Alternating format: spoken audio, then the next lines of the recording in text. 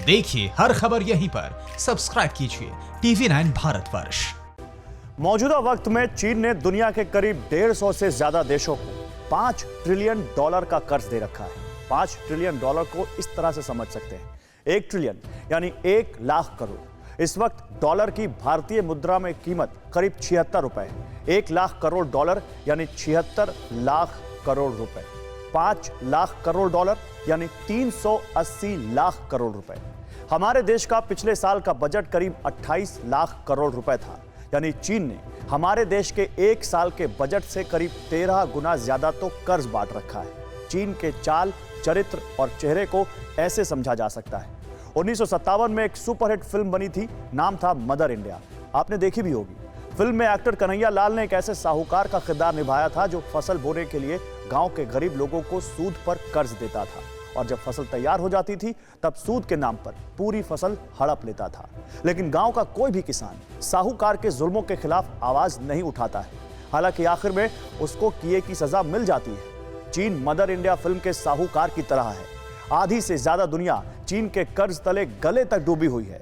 चीन के हाथों में खेल रहे नेपाल के प्रधानमंत्री भारत को उकसाने में कोई कसर नहीं छोड़ रहे, लेकिन उन्हें और नेपाल की पूरी जनता को अफ्रीकी देश जाम्बिया से सबक सीखना चाहिए।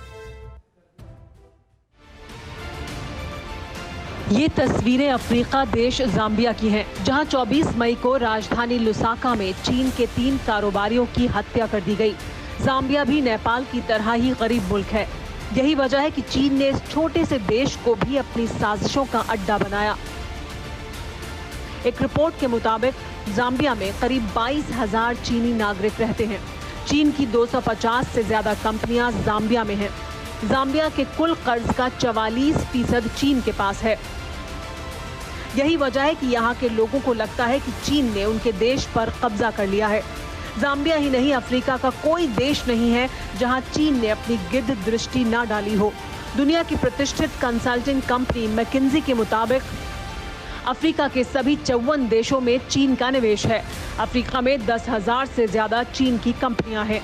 चीन और अफ्रीका के बीच $170 अरब से ज्यादा का कारोबार है। 15% अफ्रीका चीन के कर्ज वाले जाल में फंसा हुआ है। केनिया से लेकर घाना तक और नाइजीरिया से लेकर इथियोपिया में बड़े शहरों से लेकर छोटे कस्बों तक चीन की फैक्ट्री नजर आ जाएगी। इस मैप को देखिए और अफ्रीका में चीन के शिकंजे का अंदाजा लगा लीजिए।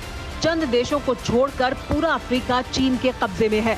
अफ्रीका के हर देश में सड़क से लेकर साबुन तक चीन बनाता है, और इसके बदले में अफ्रीका की जमीन से हर खजाना लूटकर उसे खोखला कर रहा है। अब चीन के तिलिस्म से अभिभूत नेपाल सोच ले कि उसे चीन का गुलाम बनना है या अपने वजूद के साथ खुददारी के साथ जीते हुए भारत जैसे ताकतवर मुल्क के छोटे भाई के रूप में पहचान बरकरार रखनी है। वैसे उम्मीद है नेपाल इस बात को जल्द समझ जाएगा, क्योंकि चीन जैसे मक्कार मुल्क के साथ दोस्ती खुदकुशी से कम नहीं है।